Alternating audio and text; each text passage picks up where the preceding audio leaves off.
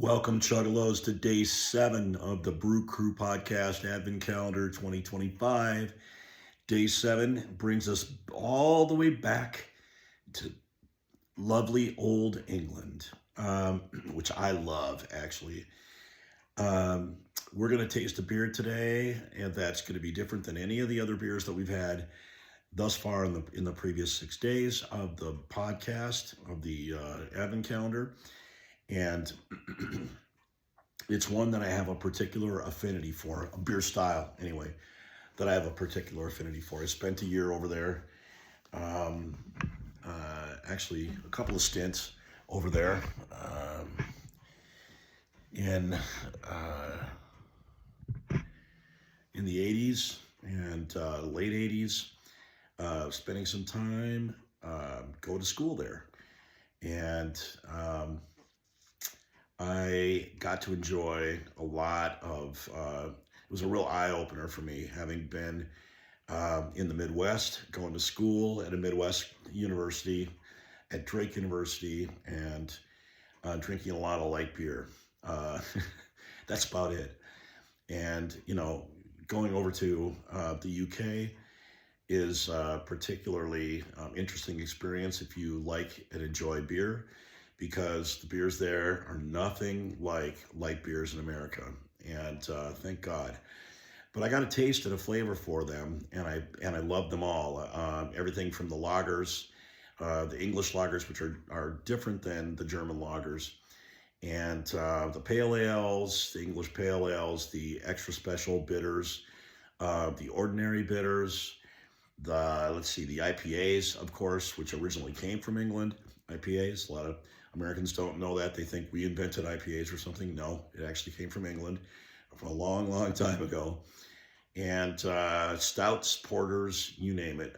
Lots of great beers, huge beer variety there that I had not previously been exposed to. So I fell in love particularly with bitters and ESBs, extra special bitters, and really just loved the really well-balanced flavor of them and the way that they're presented and brewed in England. So today's brew is, you probably guessed, actually all of you know, because you probably already, those of you Chuggalos, fellow Chuggalos that are in the Advent Calendar already have probably posted all your reviews at this point. It's kind of late here on Sunday. But this beer is from a brewery, an American brewery called Dutchess Ales. They're a New York brewery, and this particular beer is called Auspice, and it's an ordinary bitter. And the take on this was, for just some background on Dutchess Ales. Dutchess Ales is a brewery that started as a project, and the project goal was to recreate the fantastic, original, delicious English beer styles in America, because we kind of have lost a lot of those. And, other than importing them from England, they were kind of missing on the pub scene. So Dutchess Ales kind of came about to recreate those UK, British style beer styles, and the ordinary bitter was one of them. So today we're going to drink a beer I've never drank before from Dutchess Ales. I've never drank any Dutchess Ales beers before, but I'm really excited to try this one because it's kind of near and dear to my heart, as I say. And my dad, when he was alive, he always raved about the English ordinary bitters and loved those when he was there, and preferred them. And so oftentimes in my younger years, I would go out of my way to find an American importer of actual British bitters. And for my dad, for a Christmas present, and he really enjoyed those. So as did I. So today we crack open this Auspice, which check out the can art. It's a dragon with a crown on it and a bell sitting over the top of them. What it all means, the symbology of it, I don't know. We'll have to consult Tom Hanks and his alter ego to see what the memes and the ideology is of all the symbologies of that are. But at any rate, 4.2%, which is about right. They're typically meant to be clean, lighter, refreshing, and smooth and balanced drinking. So excited to crack it open. Here we go. 3, 2, 1.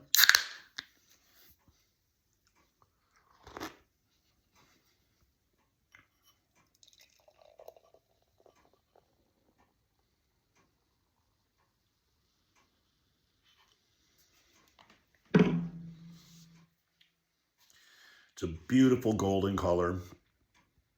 Beautiful. Typically what you'd expect. It is an ale, by the way, not a lager, but it's a light ale,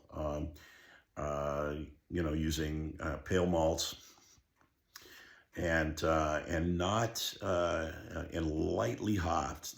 They typically use floral hops and herbal hops. Now, interestingly, Dutchess ales, since they started, have also been now in the latest couple of years. My understanding is that they've started driving, deriving their popularity and some of their fame or notoriety by making hybrid ales, which basically are they lean towards the purity of the UK British ales and beers, but they also fuse them and infuse them with some American characteristics. Like they'll typically add some North American hops, noble hops, and some other hops that are a little bit deeper in character, a little bit more flavorful, impart a little bit more bitterness and a little bit more flavor than the typical hops that are maybe used in the same, kind of pure play bitters and other ales back in the UK. But so I'm not sure what kind of hops they used in this one, but we're going to give it a shot anyway. Yeah, it's very,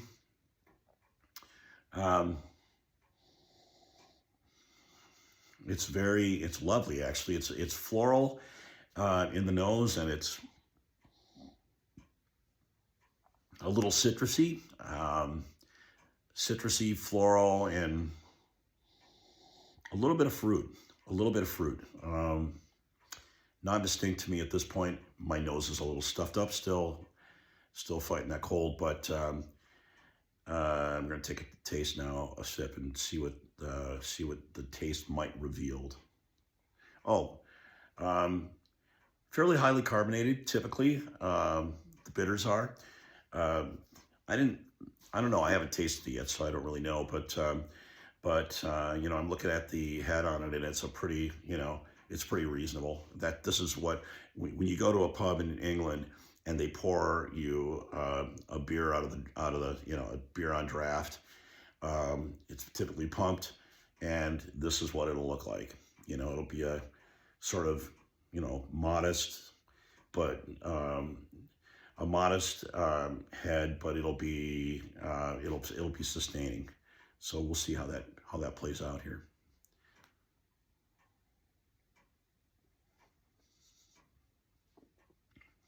Oh yeah. Yeah, it's definitely got a lot of carbonation to it.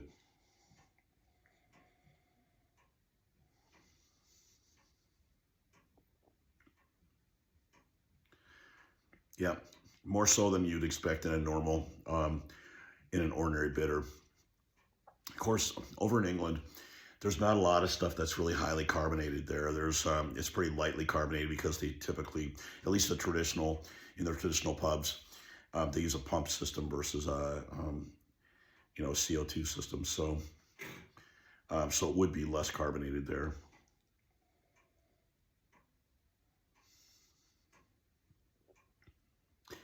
It is clean. It's clean and refreshing. It's delicious. It's wonderful. It's beautifully well balanced, I think, in my opinion. I'm definitely tasting a lot of citrus kind of right up front, and some of that malty sweetness really comes through because it's a more delicate style of beer. Man, it's good. It's got a lot of depth of character, and it's definitely got more hops than I remember ever tasting in a British bitter, or most any British ale for that matter, except for IPAs. Um, so that's kind of interesting to me. So it's definitely one of the nouveau hybrids. I think that that the brewmaster is trying to shoot for, just to gain a foothold. But in all other respects, it's not overpowering. The hops are not overpowering on this, I don't think at all. It doesn't lean left coast at all. Sorry, west coast at all. It it it's got a unique style, all of its own, which is what I love about bitters. So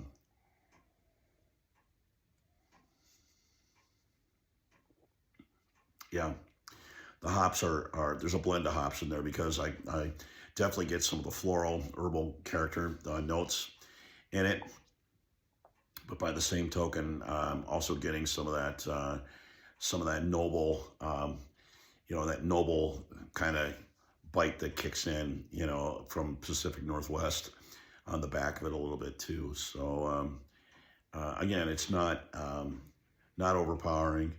It's just it is what it is. It provides some added bitterness and some added depth of the character to it. Um,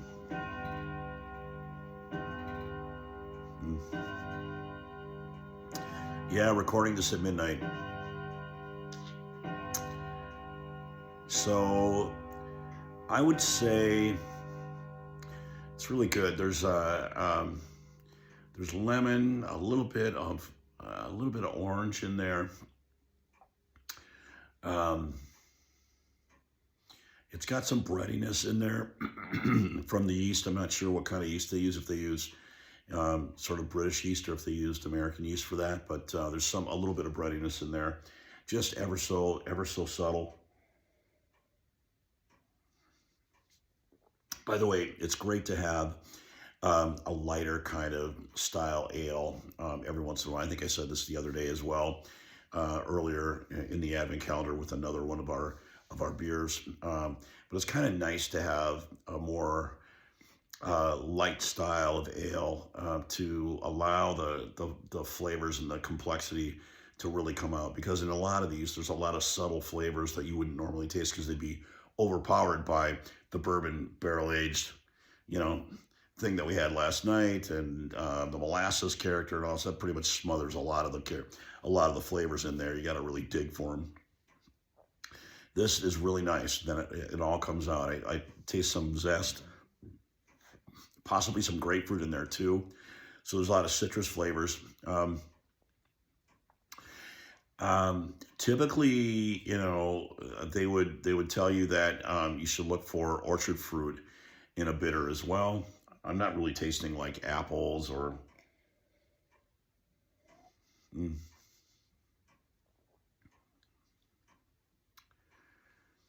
um, I'm not really tasting much in the way of orchard fruit.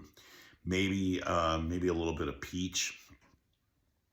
Um, it's real subtle, but it is lovely. That's a lovely beer. I really digging that. It's mm.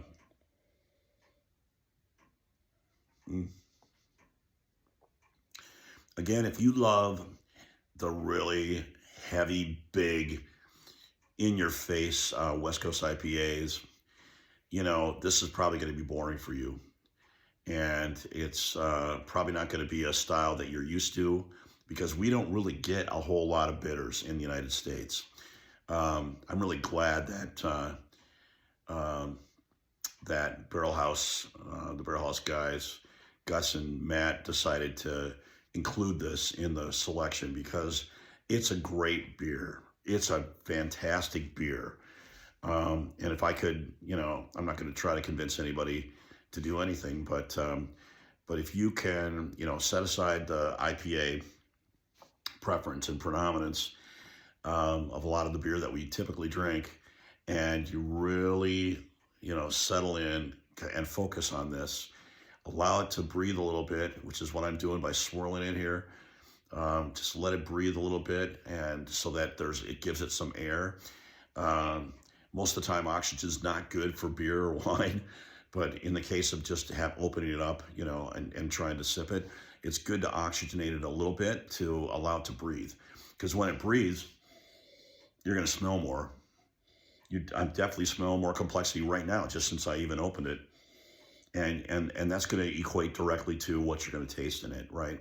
You're going to get more complexity across your palate. In other words, you know, everybody knows that when you eat something, the first thing that you typically will taste is sweetness or saltiness, right?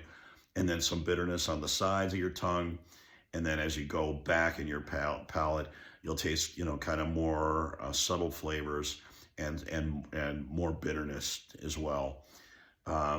So if you let it and you really focus on it, and don't be afraid to stick your nose down in there, twirl it around a little bit, let that breathe and open it up a little bit so it releases some of those flavonoids that are gonna come out in the fragrance, and stick your nose down in there and give it a good inhale. There's a lot you're gonna smell in there. I'm smelling something else, but I can't put my finger on it. But I think it's like it's a spice.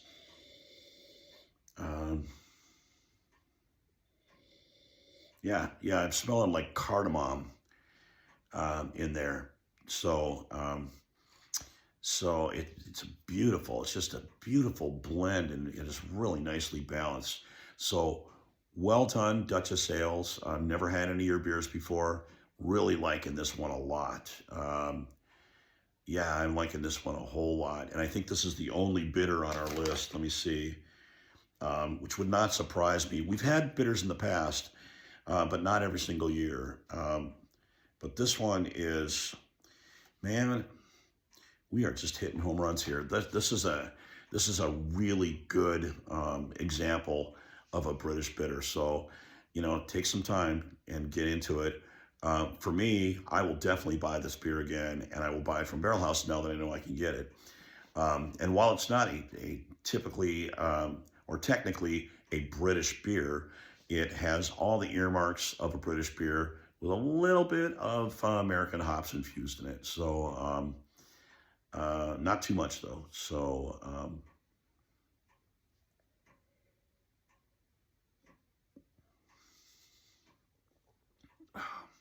lovely. That, again, this is another one where it's a light style and would be perfect for summer drinking.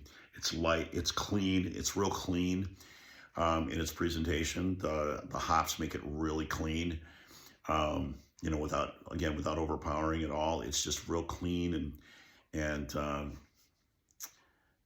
refreshing. Refreshing is the word.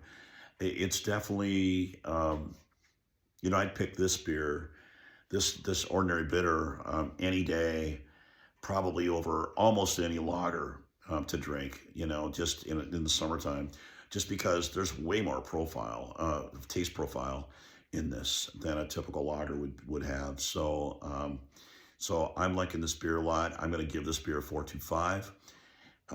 That's it for me. 4.25 for SFIL on the Auspice Ordinary Bitter from Dutchess Sales on day 7, 4.25. And I'm sticking to it.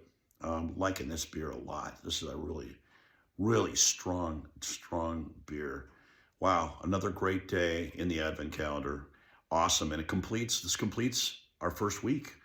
So, you know, looking forward to almost 3 more weeks. And we'll look forward to tomorrow. So look forward to seeing you all tomorrow. Tomorrow's Monday. And we'll see you all then. It's, what day is it tomorrow?